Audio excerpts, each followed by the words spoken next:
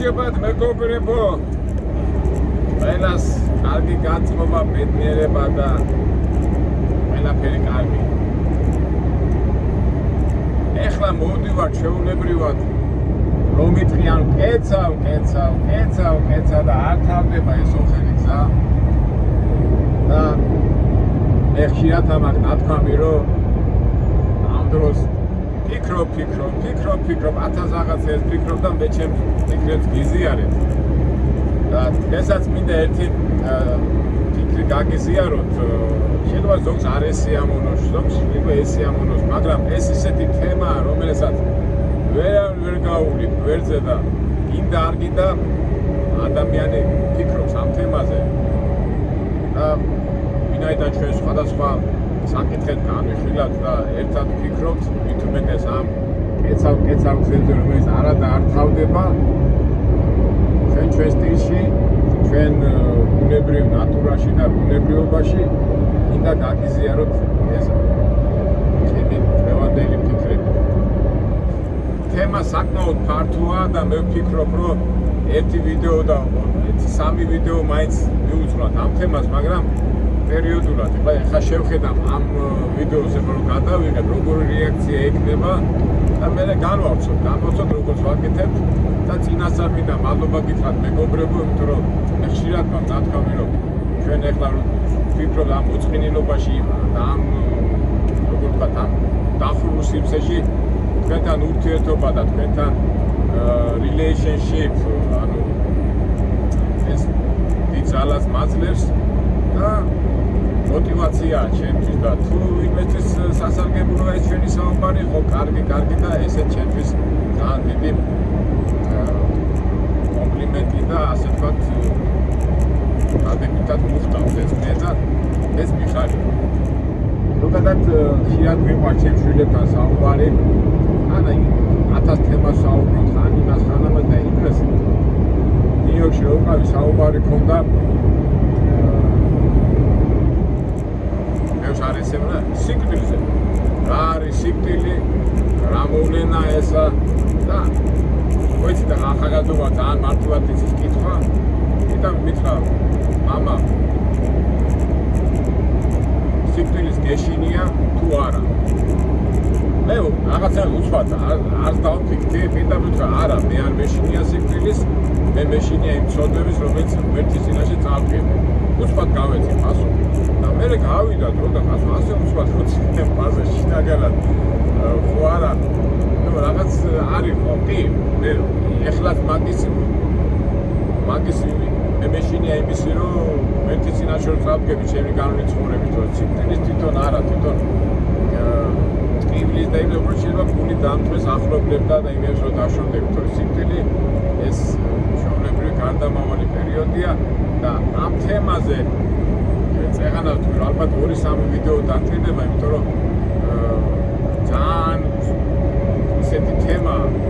ხორციანი, რომელსაც მე განვავრცობ ჩვენ სტილში. აქედან მე ცოტა სხვანაირად მივუდგები ამ თემას. პირველ რიგში რომ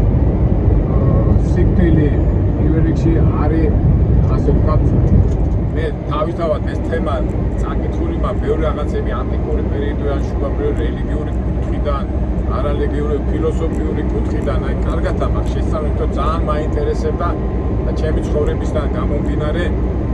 აი მე მოგიყვებით ახლა ქვემოთ რომ ჩავალე, რატომ მაინტერესებდა და ამაზე მე მაქვს აზრები ნაფიქრარი და მე აზრის ჩამოყალიბებასაც შევძებ, მაგრამ ამ ვიდეოში არა, უფრო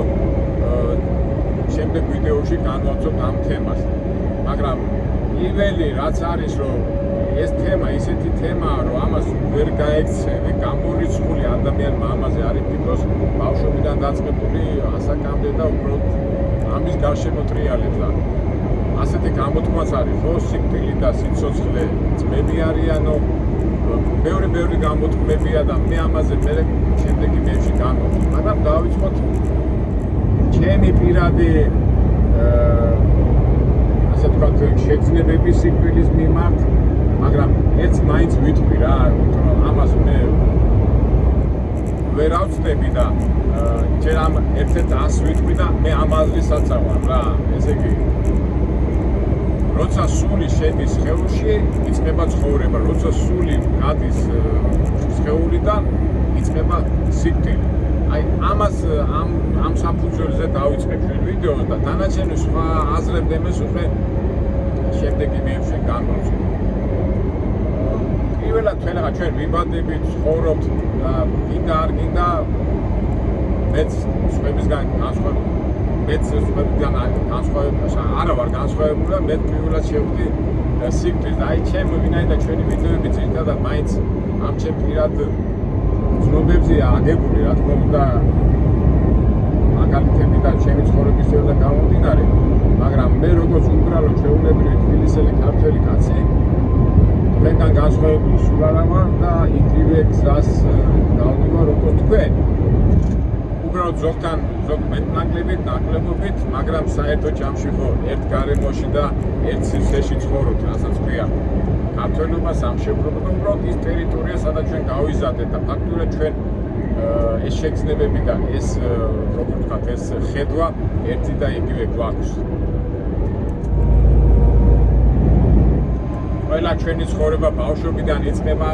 და აი პირველი შეხვედრა სიკვდილთან როგორ მახსოვს. ვიყავი 4 თუ 5 წლის, 5 წლის ასაკი, ну ბავშვი ვიყავი 4 წლის ბავშვი, 5 წლის ვიყავი და დედას მოვყავდი ბაღიდან. ეხლა ხო ის ბავშვი თამაშობ რაღაცა დახტი ხარ და ხედავ ეგერ ბუჩქებთან დარბის პატარა კნუტი, პატარა ეს ერთადიო და ახლა რო დავინახე ხო იცით ბავშვებმა როგორ იცი ვაიმე დედიკო წავიყვანოთ ეხლა დედაჩემს არ უნდა და ეხლა რა თქმა უნდა ეხლა კნუტის რაღაც და ეხლა ბავშვი რო აიჩემებს ხოლმე ტირის და დათანხმდა დედაჩემი და წამოვიყვანეთ სახში ეს კნუტი. ნუ მოვიჯერე ეს ხო იცით ბავშვი კნუტი რო დახტის კნუტის იქა ბავშვი გიხარია რაღაცა და დავიძინეთ ეხლა და მეორე დღეს უნდა წავიდეთ იმაში ბაღში დილით გავიმეფეზე ერთი სული მაგდა ხედავ იქ პატარა თებში მოუტანა დედაცემ წყალი რაღაცა და ეს კნუტი წერს. მივედი ხელი დავადე არ მოძრაობს. რაღაც გამიკვირდა რა. ამასობაში დედაცემი შემოვიდა რა უკვე წასვლის დრო იყო და რო შევხადე დედას რო დაინახა კნუტი როგორ მახსოვს რა შევამჩნიე რომ დედაჩემს აი რაღაცა სახე შეეცვალა მაგრამ უშუალოდ რაღაცა გამქრა ვიმე რა ხდებაო და მეუბნები დედა ვაღვიძებ მეთქი და არ იღვიძებს მეთქი და არა შვილო ეხლა შენ იმას უნდა დაიძინოსო და ხვალ დილითო ცოტა ბაღიდან რო წამოხვალო გაიღვიძებსო და მე ითამაშეთო და მე რა თქმა უნდა გამიხარ და ჩუმჩუმად ავდექი ნელა ჩავიცე თან ვიყურები კნუტისაკე რომ იქნებ ეხლა გაიღვიძო და თამაში გავაგზავნო მაგრამ კნუტი არ იღვიძებს. ეხლა თქვენ ხო ყველა ბაღში უმეტესობა ხო ბაღში დავდიოდი და მე მივედი ბავშვებში ვამბობ რომ მე კნუტი და ხო იცი ბავშვები რო ტრამახობ და ერთი სული მაქვს როდის დავბრუნდები სახში და სად არის კნუტი? კნუტი არ იყო სახში. მე დედაჩემს ვკითხე, სად არის კნუტი და არა შვილო ვიციო, დედი იმასაც ხო დედიკო ხო ყავსო და დედიკო მოვიდა და დედიკო წაიყვანაო. მეთქი და მე და ეს გადავლახე რომ ეხლა როგორ მართლა ეხლა ყველა ბავშვი ხა დედასთან უნდა და ეს ასე მივიღე, კი დამწყდა გული, მაგრამ დედიკო წაიყვანა. მეორე დღეს მივდივარ ბაღში, ჩემი აზრი გაუმზიარე ჩემ ასე ვიქნა, ხო, ჯგუფელებს ერთი ბავშვი მეუბნება, არა კაცო ისე მოკტაო რა დედიკორის დედო. პატარა ბავშვი მეუბნება, ხო, მეთქი რა მოკტა, სიტყვა მოკტა,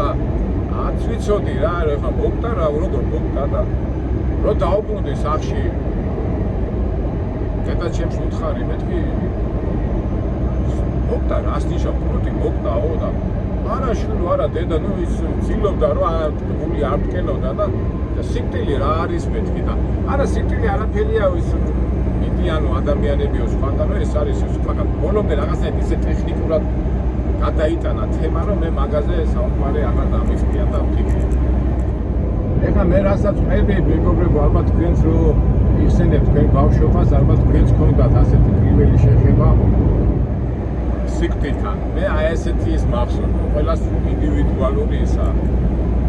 მე გავიდა დრო ხო იცით ახლა ბაღი რაღაცები კინოები უყურები და მახსოვს სადღაც 6 თუ 7 წლისა ვარ და უკვე გააზრებული რომ აქ ეს სიკვდილი რა არის რომ ადამიანი სადღაც მიდის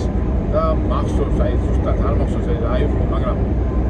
გავიაზრე ბატონ წევა რას რაღაცა ეს ფიქრო და ავტირდი იმიტომ რომ ვიფიქრო ეხლა მე ვარ 5 წლის მერე გავხდები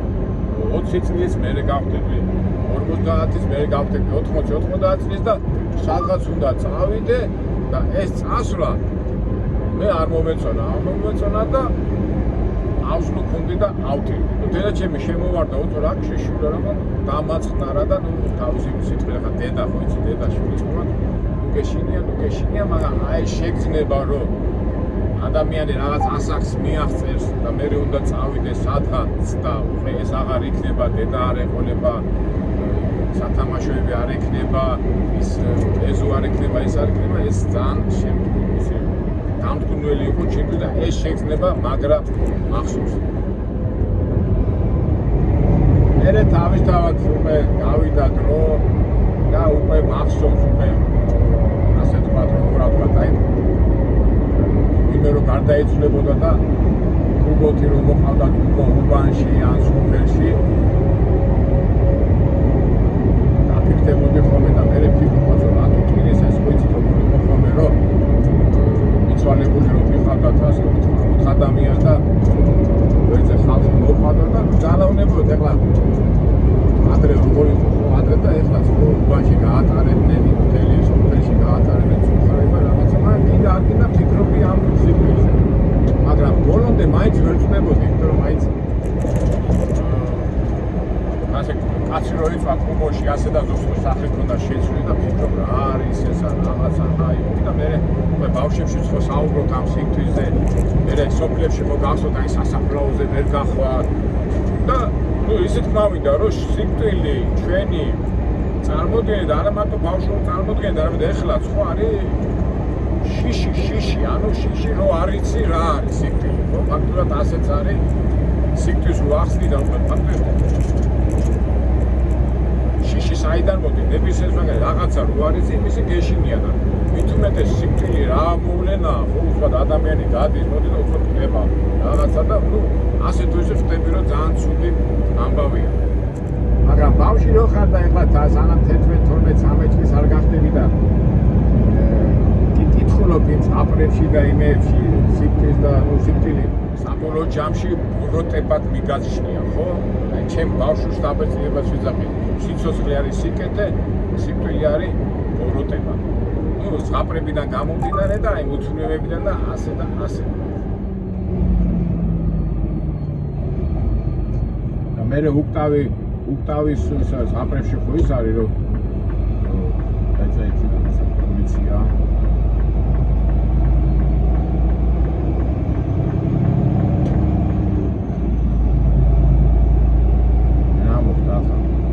რაღაც ავარია მოხდა და მოვტავინე არა შეიძლება და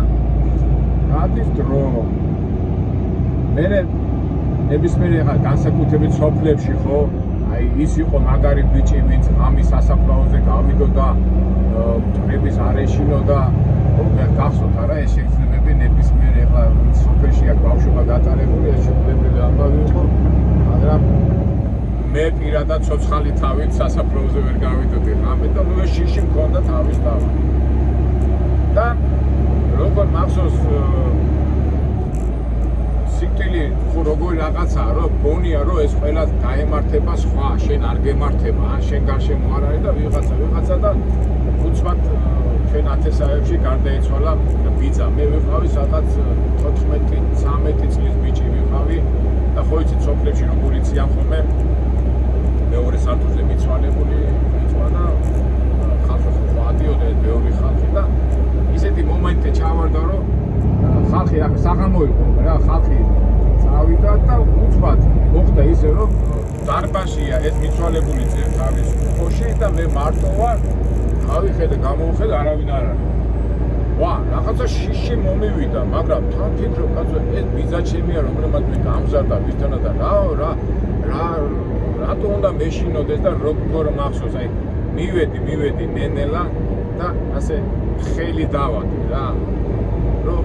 რა არის სიკვდილი, რატო ეს ადამიანი და ხო იცოდა გაქავებულია რაღაცა და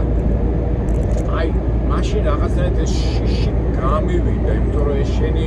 ვიზლი ნათესავია, ბიძა ამ მდგომარეობაშია და რა უნდა გაგიკეთოს იმას ცუდი, ხო? სიკვდილი გასაგებია, გარდაიცვალა, არია, მაგრამ ცუდი რა უნდა გაგიკეთოს და აი მაშინ გადავლახე ეს რაღაცნაირად ეს შიში. აი ჩემი ბიძა ჩემი დამეხმარა ამაში. ესე იგი მიცვალებულს მოვკიდე ხელი 14 წლის ასაკში. მერე ჩემ ახალგაზრდობაში ფილმები რო იყო ხო გახსოვთ ეს ომებზე, იმებზე საბჭოთა პერიოდში მაინც საბჭოთა იდეოლოგია იყო და ომი და ეს და ეს რაღაცა ისე მეკონა, მაგრამ სიკვდილზე გინდარდი და ფიქრობ, მაგრამ ამას ხედავ კინოში, მაგრამ რეალურად არა. მერე უკვე მეროს იმან ციხეში ჩავარდი 18 წლის ასაკში რომ ჩავარდი და იქ ჩვენთან დაიბუდა ერთი მაშინ ამქონდა შეხვედრა და ციხეში რომ მოხდი როგორ მაინტერესა ეს ჩვენ უთაჭალის იმაში ვიჭედი და გვერდზე იყო სიკვდილ მიჟირთა საკანი და სულ მაინტერესებდა ხო რომ გავდიოდი აბა როგორი შეგრძნება აქვს რომ იცი რომ ადამიანი უნდა მოკდეს, უნდა მოკნან უფრო სწორედ და ის ელოდება დახვრეტას. ეხლა 18 ასაკში უკვე წინები უნდა წაკითხული, მაგრამ შეგრძნებები უკვე სიკვდილის შესახებ რა შეგრძნება აქვს ადამიანს როგორ აქვს და როგორ მახსოვს ერთხელ ასუთავებას, რაღაცა საკანს ასუთავებდი და ორი სიკვდილის მიზელი გადმოიყვანეს რაღაც გვერდით ოთახში ვიტყე და 9 საათი ერთად ვიჭექი და ეს ერთი იყო ასაკოვანი და ერთი ახალგაზრდა ხმას არ იხებდა და დაბრუნდა და მინდოდა საუბარი დამეწყო რაღაც 9 საათი ერთად ვიჭექი, მაგრამ მე უკვე ისე მოხდა რომ ვერ გავფედი რა, მაგრამ ძალიან მაინტერესებდა რა შეგრძნება ქონდა ამ ადამიანს რომელიც ელოდება სიკვდილს. ნუ რა შეგრძნება ჩემი აზრით ეს იყო საშინელება, მაგრამ მაინტერესებდა იმისი რას გეტყოდნენ, მაგრამ ნუ ცოტა ისეთი ის არის, მაგრამ ხო ჩემი ფილმებიდან გამოვიდი, გაინტერესებს, მაგრამ ვერ მოხერხდა რა ეს ფიქრები რომელიც სიკვდილს ელოდება, თუმცა ლიტერატურაში და ბევრი მეებში წაკითხული მქონდა სიკვდილის და ფიქრებმა ცოცხლად რომ ელაპარაკე ეს სული მქონდა, მაგრამ ვერ მოახერხე. მერე თითქოს ახლა ხო იცი პანაშვიდია, რაღაცა ბებია მოუხდებოდა, ბაბუა ეხმარებოდი უბანში, ხო იცი სუფრის გაშლა, მიცვალებული და რაღაცნაირად თითქოს შევეჩვიეშავეთ იმას სიკვდილს, მაგრამ როცა პანაშვიდია და როცა ის არის ბევრი ხალხი რო რაღაცა ამას ვერ ძრობ რა. მერე თქო სასაფლაოსაც შევეჩვიეთ, როცა უნდა ამოთხარო, მაგრამ ბევრი ხალხი რო რაღაცა თითქოს არ გეძლება საშუალება ამაზე იფიქრო. მაგრამ მოხდი გახსოვთ ჩემი მოგონებები სოხუმის იმაში ალყაში რო ვიყავი და ჩემ 4 დღის განმავლობაში 3 დღის განმავლობაში ჩემ გარშემო მიცვალებულები ბიჭები 23-24 წლის ბიჭები იყვნენ თალას ერთად რომა გატარებული ერთად ვიყავი და აი ეს საერთოდ სიკვდილის შიში გამიქრა, იმიტომ რომ ის ჩემნაირები იყვნენ უბრალოდ ადამიანი ვერ მოძრაობდა და წარმოიდგინეთ იქამდე რომ ვიზედან რომ მე ჩემი ვიდეოები თუ გახსოვთ მე ეს მოგონება მოხსენებული, მაგრამ ჩემი წიგნშიც მაქვს აღწერილი და ალბათ შემდეგში დავუბრუნდები ამ თემასაც და აი მაშინ უკვე სიკვდილს ჩვეულებრივად უკვე შევეჩვიე რა რაღაცნაირად. მაშინ ვიყავ 26 წლის და არაფერი ჩვეულებრივი რაღაცა სული წავიდა, სხეულმა დაკარგა თავისი ფუნქციები და ამას უყურებდი ჩვეულებრივ ამბავთ რა, მაგრამ თუმცა ბოლომდე სიკვდილი კიდევ არ მქონდა კარგად შემეცნებელი, მაგრამ ვიცოდი რომ ეს გარდამავალი პერიოდია. ეხლა სიკვდილზე რომ ლაპარაკობთ, ეხლა ძირითადად მაინც ხო ყველაფერი შეგრძნება არის პირველად რომ მოხდები, პირველად რომ ეხლა ამ შემთხვევაში ხო ბავშვობის ამბავში გავიხსენო პირველად შევეხე მკვდარ კატას, პირველად შევეხე მიცვალებულ ჩემ ახლობელ ნათესავს. პირველად და კიდე ერთ-ერთი ძალიან პირველი ცუდი შეგრძნება არ არის, აი ცუდია თუ კარგია, აი როდესაც მოხდები მორგში, აი შედიხარ მორგში, ჩემ დროს იყო არამიანში, ეხლა არ ვიცი, ხარ და მეგობარი გარდაგვეცვალა ვეძებთ და შევედით იმ მორგში და მორგში იწვა 4-5 ადამიანი რა, ხო გაშიშლებულები არიან, მაგრამ თითქოს აი შეუჩვეველია, მაგრამ მე ვფიქრობ, რომ ეს ცხოვრებაა და ხო ის ასე ლაპარაკი, ვინც მორგში მუშაობს, იცი როგორ მუშაობენ, მაგრამ ვიღაცა უნდა შეასრულოს სამუშაო და ეს შეგრძნებები, აი ეს სიკვდილი და მორგში რომ 4-5 ადამიანი წეს, ვიღაცა უცხო რაღაცა იქ ქალი წეს, იქ კაცი წეს, რა შიშვლები და მე ვფიქრობ ამ სიკვდილის აი დაუნდობლობაზე და ადამიანი რომ აი ესეთ მდგომარეობაში ჩავარდება და ბევრი ფიქრები მოგდის. თუმცა იმასაც ვფიქრობ, რომ აი ხა ვისაც ნათესავები ყავს ექიმებზე ვისწავლობენ სამედიცინოში, ის რომ მიდიან და მოგში არ სწავლობენ იმისვალებზე იმაზე და მე ვფიქრობ, რომ ეს სტუდენტები როგორც ჩვეულებრივად ღებულობენ ამ მეცნიერულ და ტექნიკურად უდგებიან ამ სიკვდილს, მაგრამ მაინც ძალიან უჩვეველია ეს შენთვის ყველაფერი. გინდა არ გინდა მაინც ვფიქრობ რაღაცა გაუპევლობაში და შიგნით არის. თვითონ არ გეშინია, მაგრამ მთელი უბედურება ეს არის, რომ შენ ვფიქრობ, რომ ეს ამას კი დაემართა, მე არ დამემართება. ამ დროს როდის მოვა ეს შენთან და როდის ღმერთმა იცის. და ყველაზე ძნელი, აი როდესაც ადამიანი ეგუება სიკვდილს თუ რაღაცნაირად, ეს არის უკვე ცხოვრება გაჩვენებს და აი შენ თვალწინ რო კვდება ადამიანი აი გადავათარე და შენ თვალწინ რო სულს ამოიღებს მაგრამ ძიმეა თუ არა ძიმე მაგრამ რეალობა რომელსაც მე მქონია ასე შემთხვევები და პირველ რიგში აი ამერიკაში რო ვიყავი ციხეში ჩემ ციხეში რო ვიხსენებ მე აქ ამერიკაში ორმა ადამიანმა დალია სული ჩემ თვალწინ. ერთი გახსოვთ ბიზიაჯო რო იყო ერთ საკანში ვიჭეკით 72 წლის ასაკში ცუდად იყო და აი ეს უყურებდი როგორ ხდებოდა ეს ადამიანი უკვე ცუდად იყო და დავინახე სული როც და მეორე იყო კალბატონი ტანია მურად ვიყავი მე ესეთ წიგნში მაქვს აღწერილი მოხუცი ჩემ თვალწინ დალია სული კალბატონი მისთანაც მე ცხოვრობდი და პირდაპირ შევხედე ამ სიკვდილს ავათრიხვის და სიბერისგან და უფრო ხდება ადამიანი და რო ხედავ რომ აი თვითონ ახლა მე იმას არ ვიტყვი რომ ეს დავინახე სული როგორ ამოვიდა მაგრამ ხედავ რომ აი კაცი რო ავა და ეს სახე რო დაუმწყნარდე ესეც სიკვდილთან შეხება მაგრამ შიში არ მქონია შიშია რომ ეს ფიქრი და ყველაზე მყინეული იმდენად რამდენად სევდიანი გრძნობა როდესაც შენი ახლობელი ხდება ან დედა ან მამა და მეც სამწუხარო მქონდა ასეთი თემა რომ აგერ ჩემ თვალწინ დედა ჩემაც სული დალია მაგრამ იქ უკვე სუსხანერი ტკივილი მოდის ტკივილი რაღაც სევდა რომ ტოვებს ეს ყველაფერი მაგრამ ასიზავ ადამიანები ვართ ამის გარეშე ჩვენ არ გამოვა ძალიან ისეთი თემაა, მაგრამ ვერ გაექცევი ამ თემას გინდა არ გინდა მოცემულობა. ეს ახლა ზოგი მეტყვის, აკო რატომ ზაფრავ, რატომ ეს ხო რეალობაა. ჩვენ გონი მე რამდენჯერ ვამბობ, ჩვენ გონიერი ჩვენ გარშემო არ არის, მაგრამ საერთოდ სიკვდილს ასეთი რაღაცა აი ასეთი თქმა არის, რომ მაგრამ მეც ასე მეთანხმები, რომ სიკვდილი მოვა და მე ვნახავთ რა არის. სიკვდილი კი არ მოვა, სიკვდილი არის, ჩვენ გარშემო არის, უბრალოდ უნდა იცოდე რა არის, როგორ და როგორ შეხვდე და რანაირად გადალახო ეს პრობლემა და ამაზე ჩვენ ვილაპარაკებთ ალბათ სხვა თემაზე, მაგრამ მაინც არ მინდა ასეთი მძიმე იმით დავამთავრო. მე ისე და ისე ვამბობ, რომ სიკვდილი კი არ მოვა, სიკვდილი ჩვენ გარშემო თეორიას უნდა ვიცოდეთ,